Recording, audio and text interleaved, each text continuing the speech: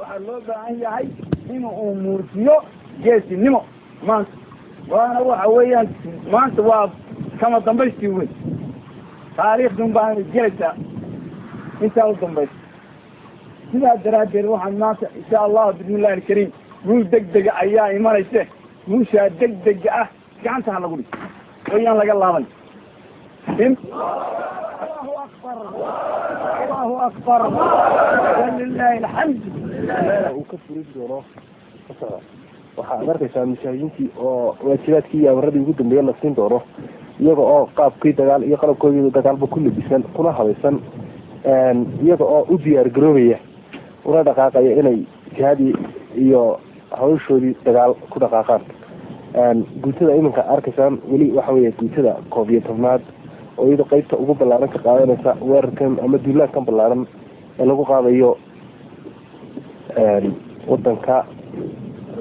fadhiya ciidanka iyaguna waxaa aad arkaysaan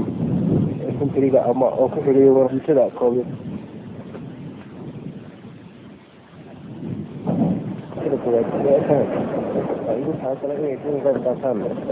howlgalkan balaaran ama operatiinka balaaran oo lagu samayn doono magaalada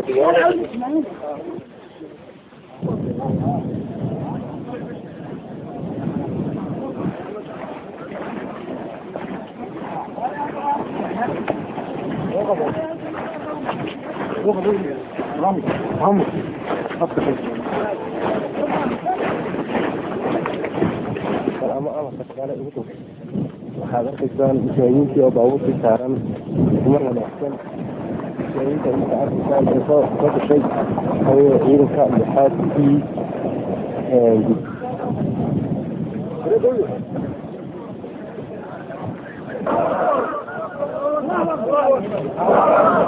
waa mujaahidiintii waaweyned ee sagaalka sano dagaalamaysa aasaasina ururkan ugu dambeeyey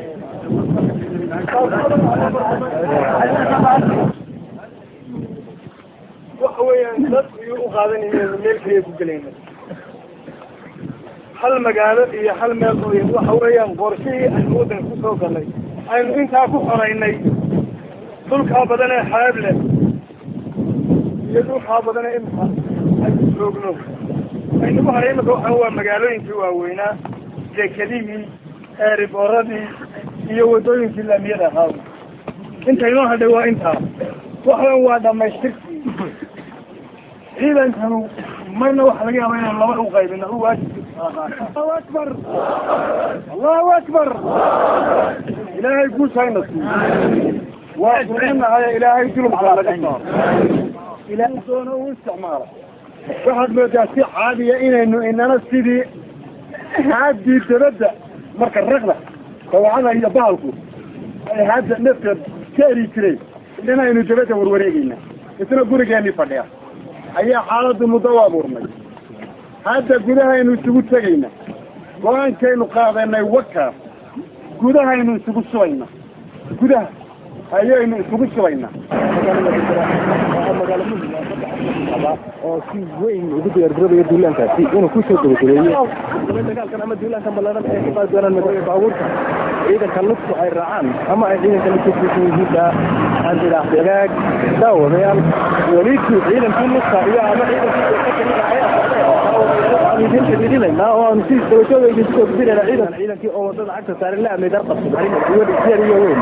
caruur iyo xiroole duqaysi iyo waaye dumar iyo caruur ama qasho lama kala harin ciidanku gacmaha ay kala harin looma kala harin run ahaantii waxay rajeynayaan ciidankani dhammaantooda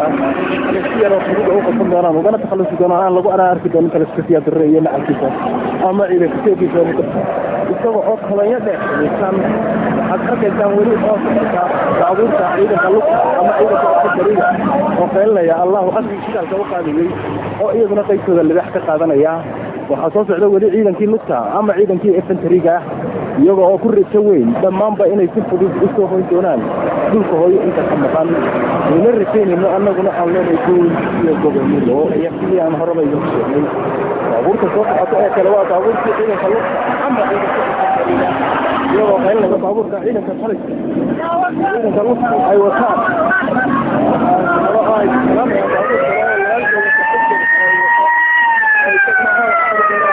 ay cabdillaahi xuseen imaan sarawal abaanduulaha qaybta koob iyo soddonaad asugan ayaa kamid ah mujaahidiinta dhammaantoodba waxaan u rajeynaynaa guul ayaa bilaabnay hadda weli soconayo si aan horaba idinku soo socnay waxaa maray hadda allahu akbar ayay ku dhawaaqayaan mujaahidiintu allahu akbar ayay ku dhawaaqayaan sidaan horaba idinku soo sheegnay waxaana ilaa iyo hadda isu soo dabahayo oo Soomaaliyeed ee SN duulaanka ballaadhan ku qaadayay magaalada Berbera waxaanu rajaynaynaa daawadayaal inaanu idin soo gudbin doono inta soo qadar xagga farsamada ah ee la ay naga yar haysato gaar ahaan hadii uu ku wariyo ama sidoo ciidanka inta anaga inaanu ku wada hadii alla ka tago insha Allah ta'ala idinku gudbin doono iyagoo wariyaha ayay taagayaan wariyaha ayay midkiisa hubkiisii ayuu cadaystay dagaalkii ballaadna sidaan horaba idinku soo sheegnay lama soo koobi karo lama tirin karo waxyaabaha iyo wacdaraha ay halkan ku soo bandhigi doonaan hadii alla ka dhigo waxa saaran qoriga iyo buuyid iyo guul weyn oo ballaadhan ka soo yeey kana diri tira aad tira badan umaka taxaanta amarka xarunta baaburtan ciidamada midaysan oo wadanka Soomaaliya balaaneedna la socda dawadayaal oo karabtunta laba dhigo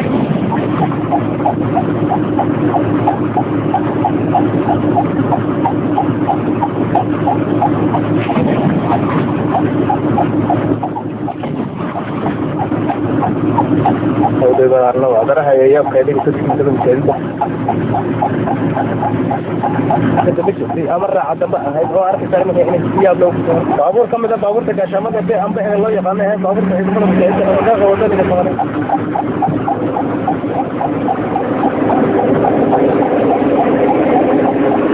هذا كاشمة أيه ولي أحيو وتقال في أيه هذا بلا حفظي الرد أيه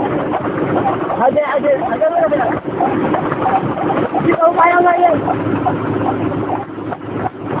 كسان وحاب في ورير isku dhacay baaburku sheegay sanadka siyaad bar ay wateen oo isku dhacay qaar koodna ay dadameen markii ay mujaahidiintu bactanaysay xaaqsanaysay erganaysay waxaad arkaysaa baabuur siifa oo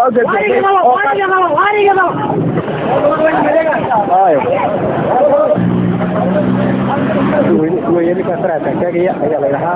وبين حوجية المدة السنة الله أكبر الله أكبر وتقال لي يقول بسيني بسيني بين علا رشيد عثمان أي كم رجع وانت وين رجيكوا تبدأ ثلاثة دقائق وطني الصومالية ده سنة ما وكم يجي أبدولها إذا ما حريت دقائق وطني الصومالية ده سنة مشاهد عرب على علمي أي أبو خود وقع الله أكبر عبد الرحمن حشة أي كم يوم راح إذا منه قبل شيء هل كم مرة إذا كيف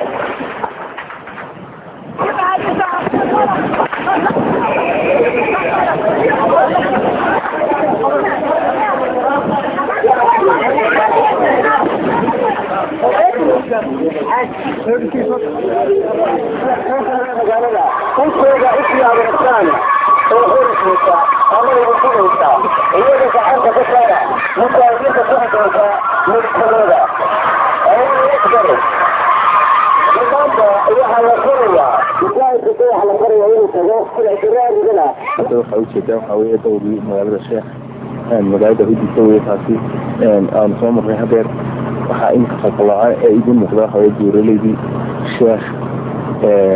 gobolka ogaadeen inay xaqiiqadu tahay in ay kala hadhaan salaada ay ku hayaan dadkooda Soomaaliyeed ayna wax qabtaan iyo ay ka saareen hay qaranka Soomaaliyeed ammaankiisa ciidamada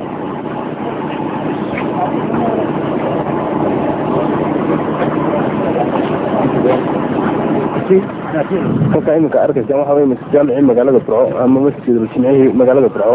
waxaad arkaysan minaaradiisa madaaficdii iyo hubkii isla dhacayay كل خالد قصدي في مجال الوسيط عن الجهرباء ينقش إنه حقائق وفية اللي كهو الجلاد نقول كفاية مركزه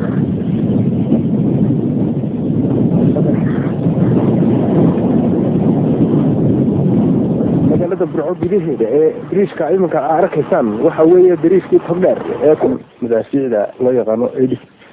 مدافع ده كوفة يبونه مدافع ده ولا نص والله بكرة عمرنا مرتكشم يحاولين مدافع أي دفاع يعني شيء أنا ويا نكاو ذلك نمكي في الوقت كذي markii aanu soo marray magaalooyinka burco berbera sheekh iyo magaalooyin kale oo aynu ka wada warqabnaa muddo dheer ummadda soomaaliyeed ama ururka SNM iyo ururada kale ee mucaaradkiiba ay soo wadeen dagaal nidaamkii kala ditaliska ahaa lagaga soo horjeeday waxa laga dagaalamayana ay ahayd cadaalad darro dalkii oo burburay oo dhaqaalihii uu baaba'ay nabadgelyadii ummadda oo maxaanku dhahdaay aada iyo aad u xumaatay cadaalad darro iyo xuquuqdii bini-aadminimada oo dalka ka baaba'day marka waxa kaliya ee furani waxa weeye haddii ummadda soomaaliyeed ay ku guulaysatay in xukunkii nacabka ahaa ay iska dulqaato in dib loo soo celiyo nabadgelyadii iyo dib u dhiskii iyo dhaqaalihii dalka sidii dib loogu dhisi lahaa ummadda soomaaliyeed waxaan odhan lahaa arrinta ugu horreysay maanta hortaalla waxa weeye nabad ku wada noolaashihii iyada dhexdeeda ahayd inuu soo noqdo ama idin daawanay ama codkiina u baahan maanta inaa u jeedsan kolba anigu waxaan odhan lahaa maanta waxaa dhammaaday isqabsigii iyo eedayntii waxaa dhammaaday tuhunkii maanta cid aynu wax saaraynaa ma jirto maanta waxaa bilaabatay hawl hor leh oo ah waddankaas burburay iyo dhulkaas dhaqaale ahaan burburay dhaqan ahaanna aada yaabto markii la qaxooti noqday in hawadii iyo dastuurtii iyo aadaabtii dadka ay yar fakatay sidii dib loogu soo celin lahaa ee dadka jahada loo tusi lahaa ee wax loo wada qabsan lahaa ee caradatan dib loogu dhisi lahaa iyadoo ay gacmo wada jira iyo niyad wada jira iyo caqli wada jira ku socoto oo aan hawsha iskaa wuxu qabsadii aynu maqli jiray ka laxad weyn loogu qaco diyaarado hubka culculus run ahaantii hadalka sooqii ama gurigii dowladda hoose ee caanka ay ku ahayd oo baaba'ay noqdayna waxaan jirin waxaa imika arkaysaan jaamicii weynaa ee magaalada Hargeysa maaradihiisii oo dumay oo milaasii iyo hub culculus lagu baabiyey masaajidka guryihiisii albaabadiisii iyo dhammaanba qaabkiisii masaajidka oo isaguna noqday wax dumay laguna baabiyey khasaar waxaa ku yaala gidaarada waxa weeyaan xabad runtii xabadaas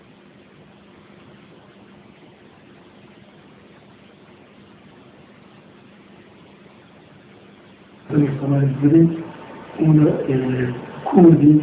نظام ديكتاتوري لها محمد سيد طاهر أمة الصوماليين السبعيين الشعبيين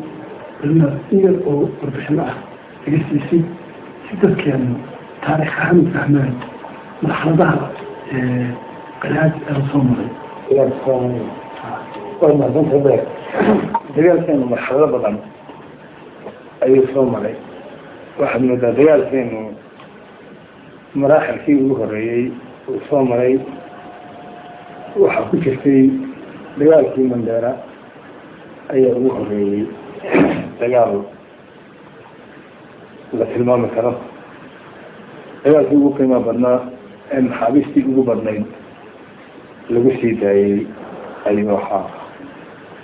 dagaalada labaad dagaalo yaryar oo ismuujina inaan jiro ururku inuu jiritaankiisa lagu muujiyo ahaayeen ayay ahaayeen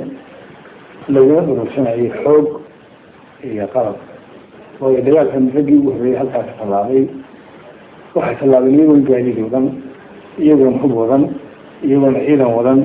iyagoon wax taageero ah oo dadweyne midna haysan dagaalkaas markaa waxa weeyaan dadkuna uu ka shakisanaa waxay ahaayeen dawlad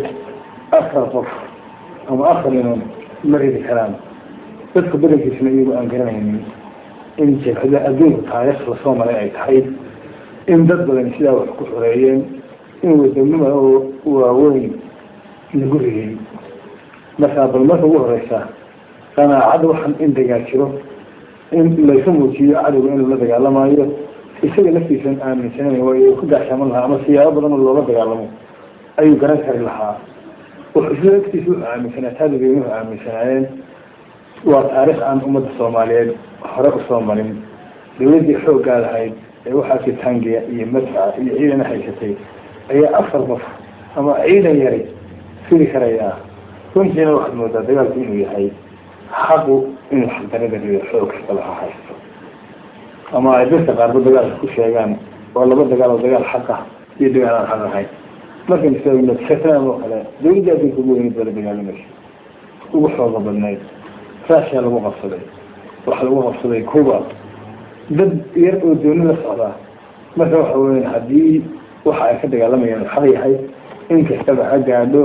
isu nidaamiyaan isu ururiyaan waxa weeyaan waxa khasab askariga aan ujeedada ku dagaalamayn hub kasta ha haysto in la jibiyo taasna waxayna tusaysaa hubku doorka uu ka ciyaaraa inay qiimaha inuu ka dadka ciyaaro ka weyn yahay dagaalada isla maraaxilka ay dagaalada soo mareen ama taariikhda adduunka soo dhacay ama dagaaladii Afrika ka dhacay ee lagu guuleystay ayaa mid waliba markhaati ka yahay inana tusaya in uu la mid yahay nooc cusub ama dagaal cusub aynu ku qabsanay inaanu jirin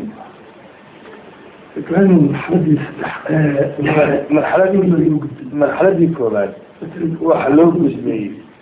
1984 oo dagaalkii gudagalka ahaa 3 meelood laga galay taasoo cadowga tustay inaan dagaalkan marnaba istaagin kulli anigu qaybta dhaxaan watay qaybta kalena maxamed kahanda watay bari qaybta kalena waxa watay cabdullaahi askar runtii waa la buunbuuniyaa waxaad uu qayr caadi lagu sheegay ciidankii laga soo gaaray waxaan malaynayaa cabdullaahi askar ciidan 104 sano inuu watay aniguna 129 maxamed kahanda ciidankiisa 100 qof uu ahaa waxaanu kaga faa'iideysanaynaa qaldaadkii ay galayeen ama hogaaminnimadii saraakiishooda waxaa laga yaabaa sideedii dagaale ugu waaweynaa ugu horreeyay waddanka gudihiisa ka dhaca inaan